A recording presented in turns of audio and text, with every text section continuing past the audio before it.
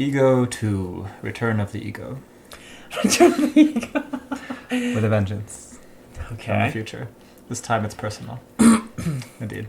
Chatter. Yes, so to start off, there were two things I wanted to talk about. One is ways you can catch the ego. Or recognize it. Or recognize it. To at least, if you've never had that silence of mind, these are a few methods that you can try to at least have a little bit of silence in your head. It won't last that long, but if you can be aware in that silence, you'll see what you're supposed to be practicing, basically. One of them is shock. Yourself or other people.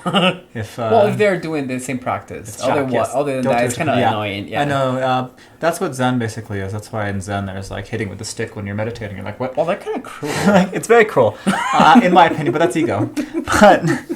But at the same time, like, that sudden shocking enlightenment is that little satori, that little moment of like silence. Like when if you hear a loud bang or a noise somewhere else, you stop thinking, you look, and you stare, like, you're like, whoa. So, however, if you're aware, you hear noise and you just look to investigate. If you're aware, you hear it. And it's there. But if you're unaware, that shock stops your mind from thinking, briefly at least. That state of shock is like the silence of the mind. And then you're like, whoa. Like, what is that? The other method, too, is when if you're meditating and you're having these thoughts like, oh my gosh, like I'm thinking. And you're trying to, like, you want to, hurry up the meditation and just do because ego is... Oh, yeah. Another method to catch the ego, or to at least, like, get it to stop briefly, is to ask your ego, ask your mind, what is my next thought going to be? What is your next thought? What is your next thought? And what is your next that's thought? where Zen koans come from, actually. Looking at it right now. That's why they give you a question that can't be answered. Is because if you think hard enough about a question you can't answer, eventually you'll get to a place of silence. And that's really the point of the koan, is to get into that silence of presence and awareness. And the question falls away and the ego falls away and you're there like, oh. And that's peace and awareness. I have one that has worked for me, and it worked for me to identify feelings, emotions, and also when I was about to have a meltdown, realize why it was happening. And a lot of the times we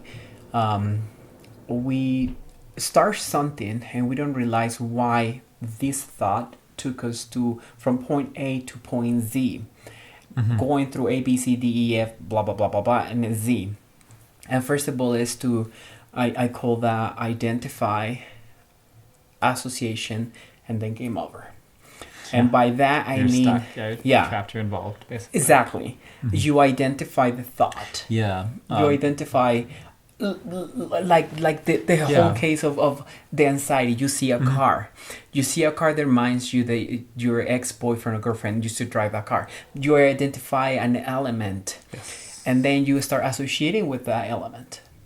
And that element is like, oh, my ex-boyfriend or my ex-girlfriend used to drive a car like that. So you identify the item, you associate it with it, and then my last step is what I call the game over. Because then you no longer see the item as the item that is. Now you created a narrative and you're completely taking from the present moment and start remembering the fights that you had with your ex-boyfriend or girlfriend, all the happy moments or the bad moments or the sadness, and then suddenly you're depressed. And it's like, what? And you just don't remember why. Or a lot of times you remember, oh, I saw a car and reminded me of. And see, that's so interesting because you're aware enough to realize that you identify an item, but you stop seeing it objectively and you start creating this delusion and instead of creating this narrative. And to me, that's what has helped me to kind of like being at peace. Like when I'm like daydreaming, and don't get me wrong, daydreaming is amazing, but once you're more into the practice of awareness, daydreaming is not needed because reality is better than daydreaming. Reality is so awesome that you don't need to daydream. So my practice was exactly that. I would remember something, and then I was okay. Identify. I'm identifying the thought, Oh, yeah. or I'm identifying the subject. You or create I'm- meaning, yeah. Yes, I create the meaning, and then I would start saying, "Oh, that's association," and I would stop the very last step, which is game over or the involvement. I'm no longer getting Yeah. involved with When the you whole. see it happening, you stop getting involved with it.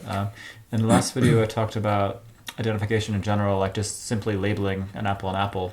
But when you are deeper into the programming, My you dog start used to eat apple. you start having like, that person didn't say hello. That meant this. That meant that. They are thinking this. They're angry at me, and all this other stuff that's not real. It's not there. But you said something real it's all in your about head. it. You said something very real. That person didn't say hi That's to me. exactly. That's it. That person didn't say hi. That's ultimate reality. But they didn't even not say hi. That person walked by. That's like, The person walked back. it's not that they didn't do it. You can't say that someone didn't do something, because that's also an attack, like an identification or like a labeling of something that didn't actually happen. Correct. It's not a real thing. Like, so the reason that we want to get into this is that you start noticing, then your mind is like, that person didn't say hi, and you're like, And you create a narrative like, or a what do you- little like, what do you novel. mean? They didn't do anything. But they didn't do anything. They're innocent. And here you're like making them guilty of not saying hello and meaning all of this and that about it. And And you're probably, it's And then you're so because involved with it. 5 years ago I didn't say hi. That's ego. by I the way. know. And if you're someone who doesn't say hello on purpose, then you're like, they're doing what I did and they're being vindictive and That's things. karma. But you don't know at all what they're thinking. And you don't care. And half the time they didn't even see you. So someone Ultimate reality is that Yeah, they the didn't reality say is hi. And this that person doesn't mean anything. walked by. That's it. They didn't do or not do anything to you. But your mind wants to be involved with this thing and get attached to it and have all this meaning out of it. And it's suffering is what that creates. So let's talk about, again, how to bring yourself back into the moment. Yes. You just Yeah. slap or you yourself can do that to yourself. Yeah, well, part of it is watching your feelings and feeling like that agitation when it starts to come up. It's noticing, what is this? Like, you like notice, you're like, hey, there's agitation. And then you're like, oh, mine's getting involved with that. And that works And for you're like, certain oh. people. But that takes time to get in. You can't just go from Yeah. not doing that to doing that. The second Yeah. one is the questioning, what is my second thought? Mm-hmm. And you have to not be like, what is my second thought? It's more like, what is my second thought? If Yeah. your boss doesn't open the door for you to get into your work of your place of somebody doesn't work, hold the door for you. yeah, you are like, what is my second thought? And a lot of the times we have this program like, they didn't open because they hate me. So before Yeah. you get to that point, you need to really think, what is my second thought? What is my second thought? What is And their mind then- going to create out of this? And if it might come right away too. It might come and say, well, because they Yeah. don't like you, because you are a POS. No, just kidding. I like exaggeration, which is another Zen thing where they've got absurdity versus reality. Mhm. So if like someone doesn't hold the door for you, you're like, they really got to poop. And that creating that silly meaning stops you from being involved. You don't keep going from there. Unless to get like that ends the thought, basically. to get Like, it being involved with the absurd. drama that the ego creates. Instead of because getting it's- involved with all these meanings and thinking about it for hours, it's just like there's a simple, silly meaning, and it's fun, really. It's fun.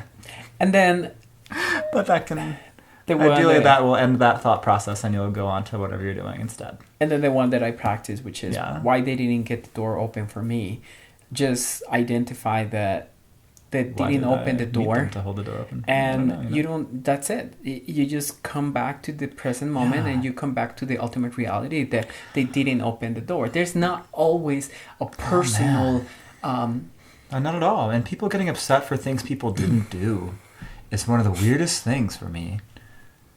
It's so confusing to me to like when someone, because I was dating someone particularly who would always, every day would have an argument because what I didn't do. And I was like, what? I was like, Well, you didn't You do didn't it. tell me I had to. I didn't know I had to do it. But at the same time, like, what? Like, how could you get upset with someone for not doing something? So you're supposed to read minds. Especially if you haven't asked them to do it or like communicated that expectation. It's just weird. But that's what we do. We Why always do that? expect too You're much like, from why that didn't- person. Exactly. Like, why didn't they do that? They must be angry or whatever else. And And I'm here like, I'm literally getting in trouble because I didn't do anything. It doesn't make any sense to me. Try to It's not practice fair. these techniques on a daily basis every time that you are about to Yeah. lose it or get angry or get sad or whatever. You Yeah. just have to practice it. It's easier to see it before it escalates too far. It's always All of the about time. practice. It's not just like But if you just practice it enough. become. Yeah. If you practice have it to. enough, then sometimes you will get into this horrible place where you're going to explode, and then your mind's like, what are you doing? I'm like, oh, I'm involved in anger and suffering. And it's so amazing when you're that far into your path, like you're into your meditation and your spiritual progress, that you're like, that you can get so agitated that the awareness comes in anyway, and you're like, oh, like this is what they're talking about. Wow. And then suddenly you're separate from the anger and you're observing it instead of being it.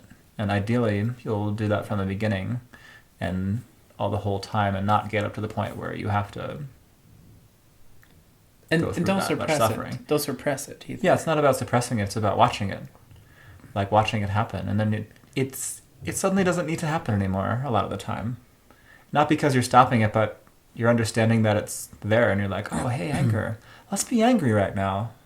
Okay, like cool.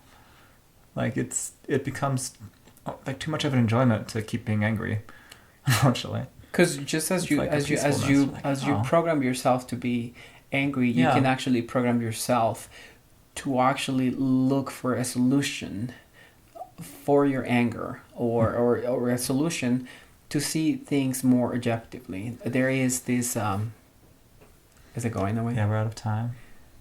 That's okay. Peace. Namaste.